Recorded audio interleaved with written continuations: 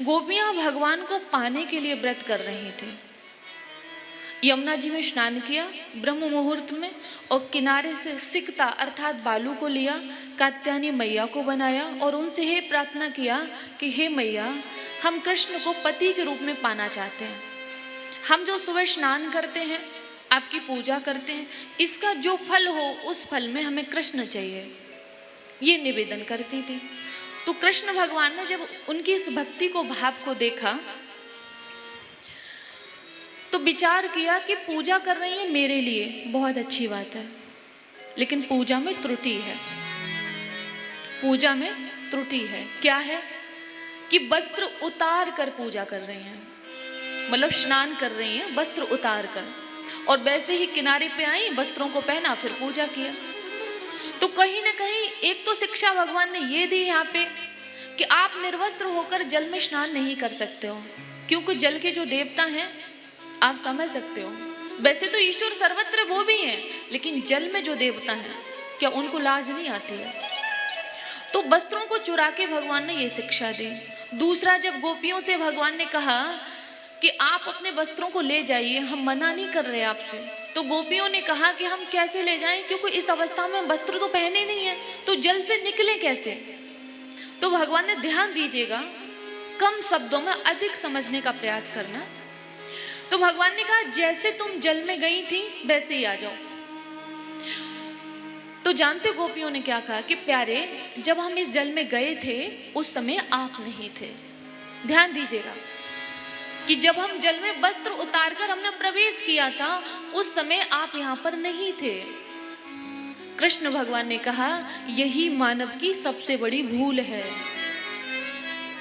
कि जब वो पाप करता है तो उसको लगता है भगवान हमें देख नहीं रहा है, लेकिन 24 घंटे हर व्यक्ति पर, हर स्थान पर मेरी नजर रहती है। मेरी अदालत में ना तो रिश्वत चलती, ना बेईमानी होती है। जिसने जो किया है उसे उसका फल मिलेगा। तो आज हम जो पा रहे हैं अपने कर्मों का ही फल पा रहे हैं। गोवर्धन लीला में नंद बाबा से कृष्ण भगवान ने कहा, आप लोग पढ़ लीजिएगा भागवत में, ये कहा कर्म से ही व्यक्ति को जन्म अच्छे घर में, या फिर मैं नहीं बोलना चाहती हूँ, समझ जाओ, कर्म से ही मिलता है। 4 वर्ण है ना, तो चारों वर्ण में जिसका जन्म है जिस वर्ण में, उसे कर्म के आधार पे मिलता है। और यहाँ तक लिखा रूप भी, सुख भी, दुख भी, मृत्यु भी हमारे कर्म के आधार पे तय होती है। कोई 80 साल तक जीवित रहता है और कोई 8 साल में चला जाता है, कोई 8 महीने में चला जाता है, कोई 8 दिन में चला जाता है। कभी विचार किया है? कर्मों के आधार पर सब तय होता है। कर्म ही ईश्वर है, कर्म ही पूजा है। ध्यान रखिएगा, कर्मों से आपके प्रारब्ध का निर्माण होता है।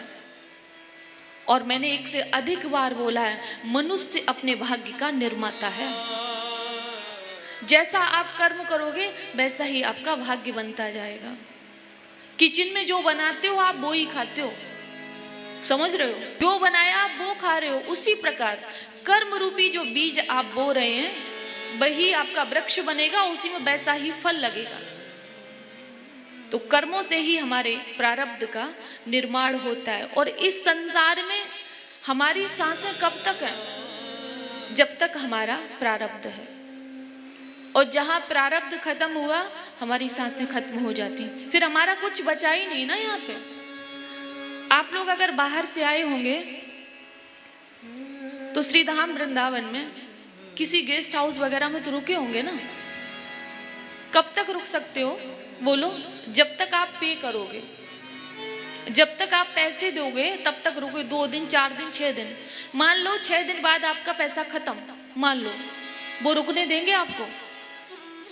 और अगर आप रुकना भी चाहोगे तो आप पुलिस ले आएंगे। वो ऐसे ही होता है। हम संसार में हमारा जैसे ही प्रारब्ध खत्म, अर्थात प्रारब्ध रूपी पैसा खत्म, उसी तरह समझ लो कि हमारे जाने की तैयारी शुरू। और जब हम जाते नहीं हैं तो वहां से भी फौज आती है, ले ले डंडा। समझ रहे हो? तो जब तक प्रारब्ध कर्म है तभी तक हम यहाँ पर। जीवन में सुख तो समझ लो पुण्यों का उदय, और जीवन में दुख तो समझ लो पापों का उदय। और भाई दोनों को झेलो, हंसते हंसते झेलो। अगर सुख के अधिकारी आप हो, बोलो, तो गम का अधिकारी क्या पड़ोसी होगा? जब सुख में आप खुश होते हो तो फिर गम में रोना भी तो पड़ेगा ना। सोचो, दिन के बाद रात और रात के बाद दिन आता ही आता है। ऐसे ही जीवन में सुख के बाद दुख और दुख के बाद सुख आता ही आता है। वो अलग बात है कि कर्म बहुत भयंकर किए हो उस जन्म में, तो कोई जन्म से लेके अंत तक दुख ही दुख पाता है।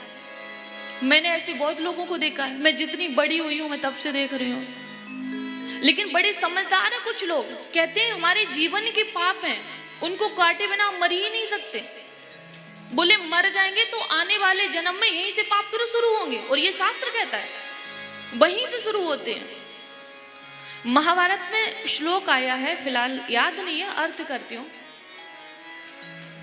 1 मिनट पहले का, या 1 मिनट छोड़ो, 1 सेकंड पहले का भी पाप, समझ रहे हो, हमारे जीवन में दुर्घटना करा सकता है, और 1 सेकंड पहले का पुण्य उस दुर्घटना से बचा सकता है।